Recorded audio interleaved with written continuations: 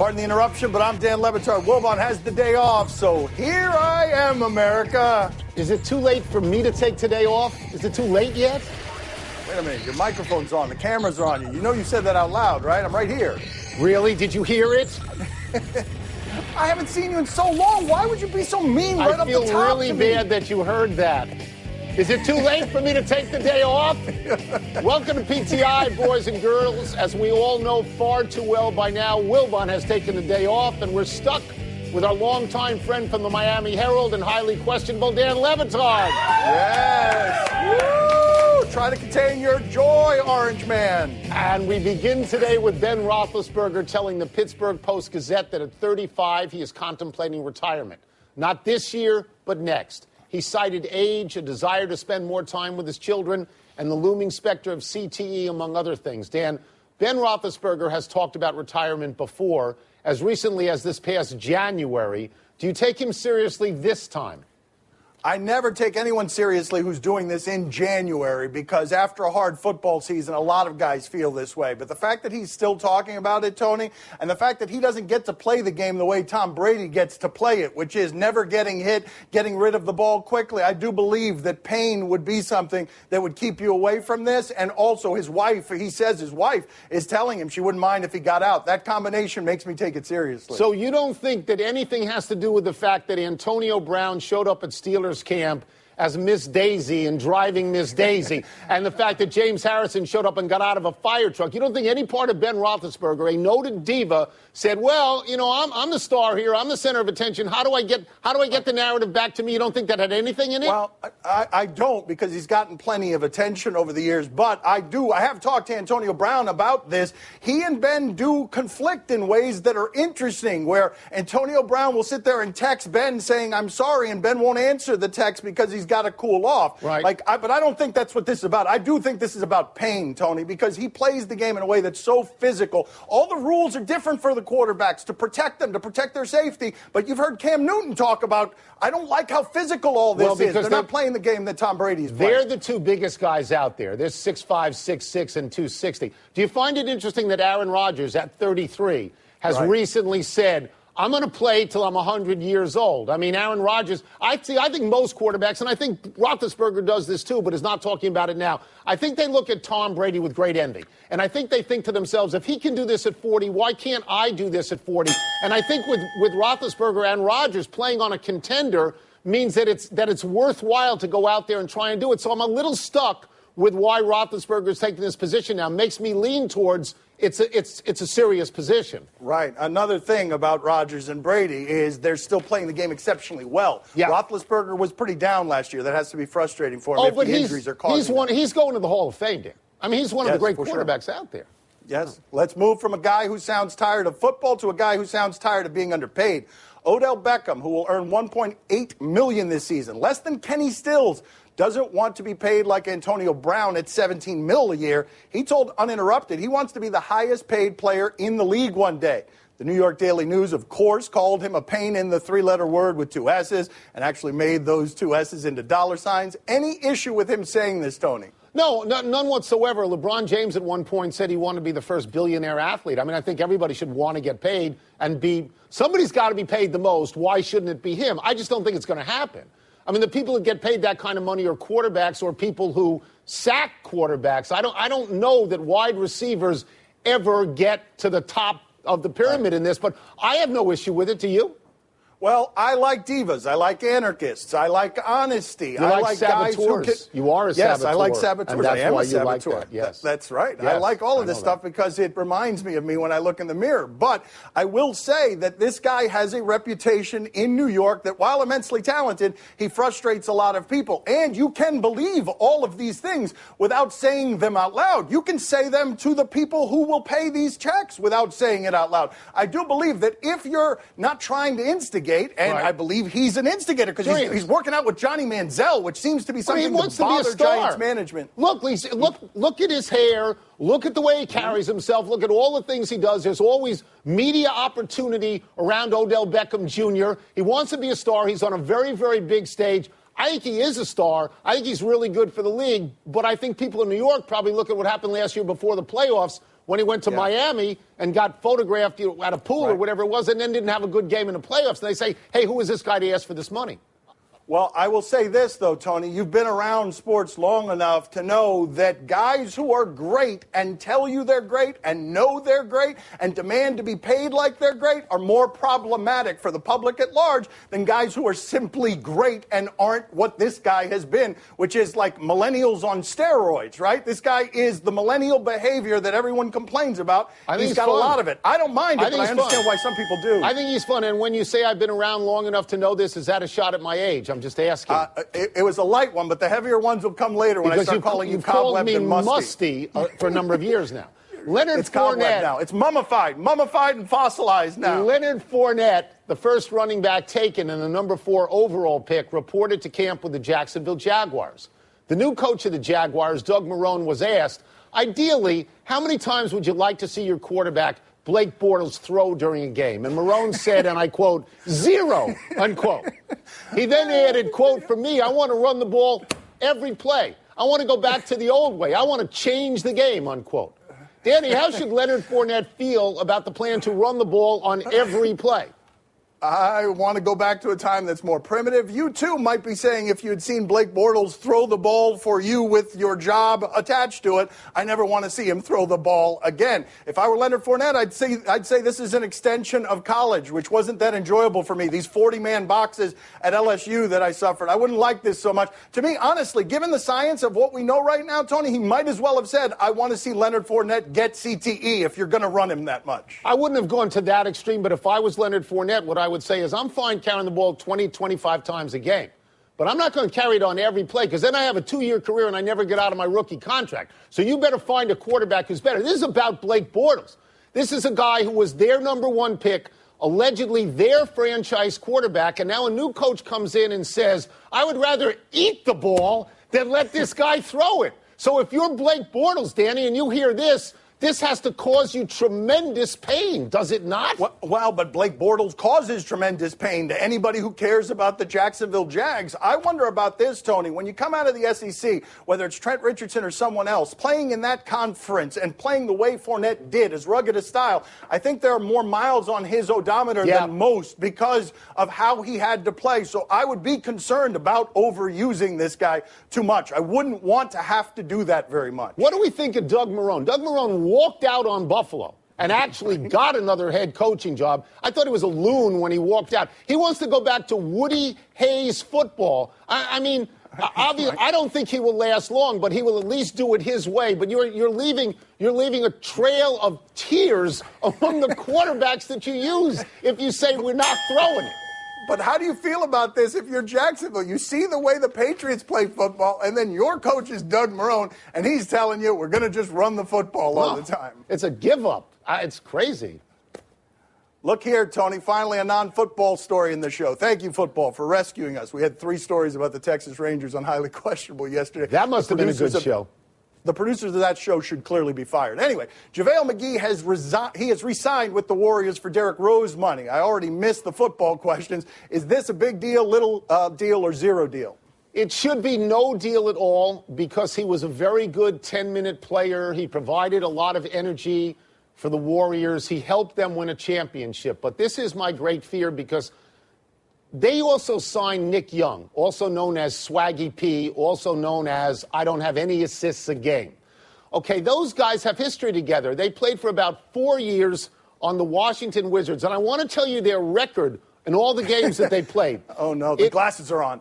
There's reading involved. The glasses are on. This is serious time. Go, big man, go. 88 and 224. And they also had Andre Bloch on that team. And for a couple of years, they had Gilbert Arenas as a franchise went straight down.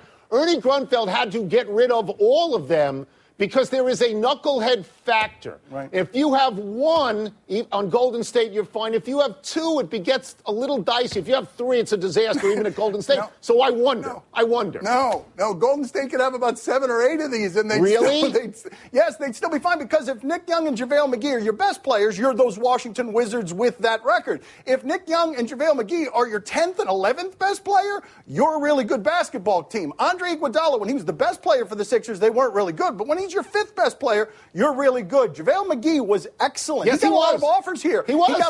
He got offers for more money because he was really efficient in those minutes that he got. And I believe that the Warriors in a position where they can make just about anybody good. So you don't worry about the reunification of two guys. But I understand why you do. You experienced it. You lived it for 4 years. I watched it. Yes, I understand why you have like post-traumatic stress disorder. Yes, makes sense. We all recognize that LeVar Ball can draw a crowd, but this is what can happen when he draws a crowd. Earlier today, Ball was given a technical foul by a female referee while coaching his son's AAU team. Ball got so incensed that he demanded she be replaced on the spot. The tournament organizers actually did this. But after drawing another technical, Ball was ejected and his team ended up forfeiting the game. Afterwards, Ball said the referee had a vendetta and that she should, quote, stay in her lane, unquote. Dan, what do you make of the latest LeVar Ball offering? Well, I happen to like this guy because, as I said, I like the anarchists. I like the guys who go after the establishment. But he's imperfect, and he does some stuff that's objectionable. And this right here is the worst of LeVar Ball. All of it, right? The stay in your lane to the woman referee, all of it. The pulling his team off of the court, again, making it about him instead of the kids. I like a lot of the spirit of what this guy does. I don't like this stuff. This stuff is silly. Yeah, I have to concede that I think of him as a guilty pleasure. I don't want to have him on this show. I don't, because he'll hijack the show and it's going to be no fun and he won't actually answer your questions. He will just go on a rant because that's what he's really good at. And so I enjoy that part when he's on someone else's show. That's fine. The way he obviously, though, has a problem with women as authority figures. I mean, this is not the first time that he's done something like this. He was quoted many times as saying of the woman who would later become his wife that he picked her out because he thought she would bear him tall children. I mean, this is a Neanderthal response to reasonable social progress, in the world today. But I concede that much of what he says amuses me. It does. Yeah, but we can't be treating him as a thought experiment or as the answer to social issues. Put him in the section of the newspaper that has the comic strips. He's a cartoon character. Like the serious stuff, he's going to do objectionable stuff like this. But we can't talk about. I don't want think pieces on LeVar Ball. I want to sit back and enjoy the carnival. I will tell you that yesterday Wilbot and I talked about this, and I said he's Don King for me. He's a showman. He's Don King for me with great imperfections. Let's take a break. Coming up, could LeBron and Russell Westbrook be plotting to play together? And David Price was scratched from tonight's start at Fenway. Will he finish his 7-year deal in Boston? Now, you know that the producers of your show are the producers of this show, and I love those.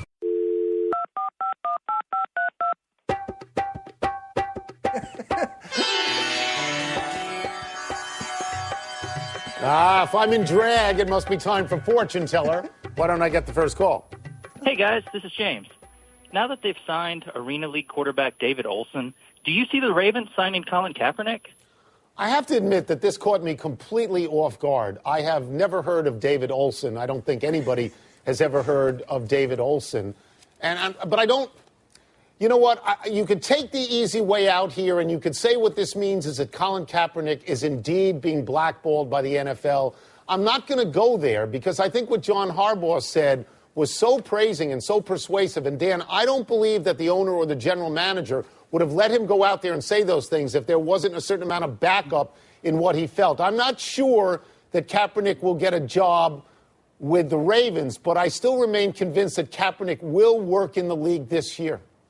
But when you have this situation, Tony, where he is still jobless, and this particular person, David Olson, gets the job, while they still have to meet about Colin Kaepernick and discuss it, and what Harbaugh said was probably a trial balloon, throw it out there that we're interested, let's see what the reaction is, let's measure the temperature around us. But Olson had -1 passing yard in college, Tony. Like, this is a person, the reason you haven't heard of him is because he's never done anything. I mean, in college, I threw for more yards than this guy did. I didn't throw for any yards in college. He threw for -1 yard in college. Like, I didn't throw a pass in college. Fair point. And it's good for Miami that you didn't. Next.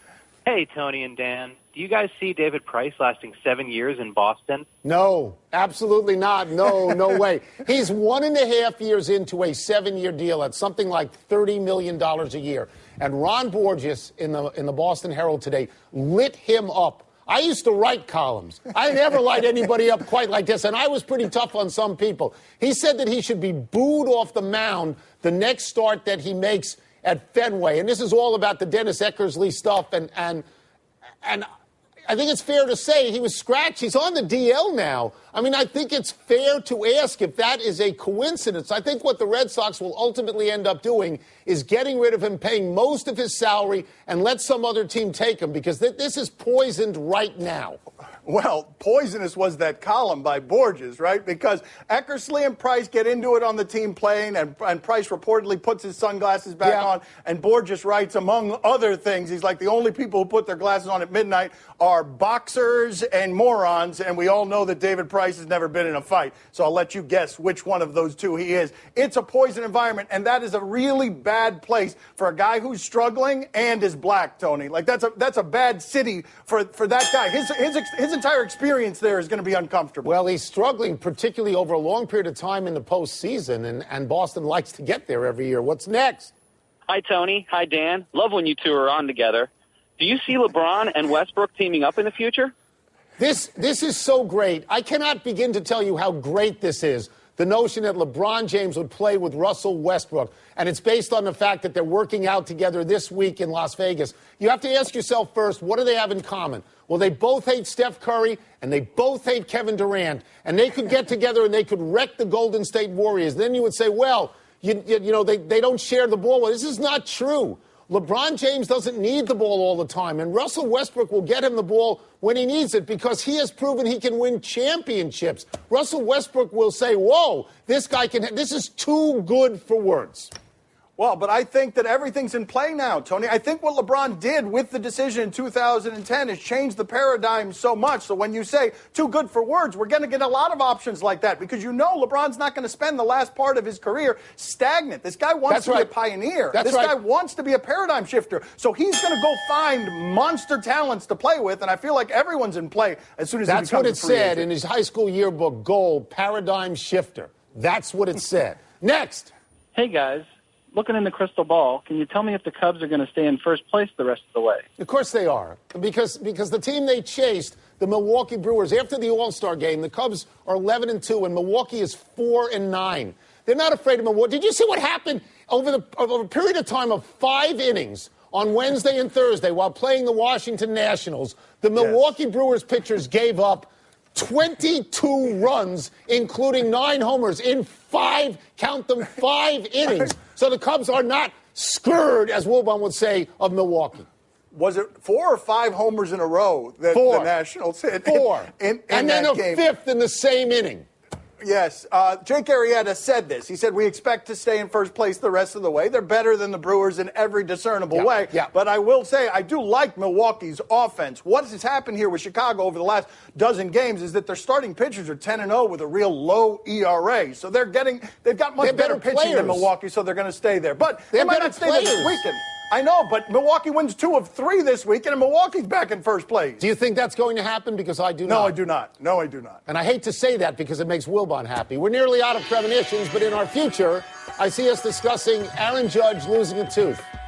And could John Gruden really be preparing to coach again? Did you really say I look like an old woman? Did you say that?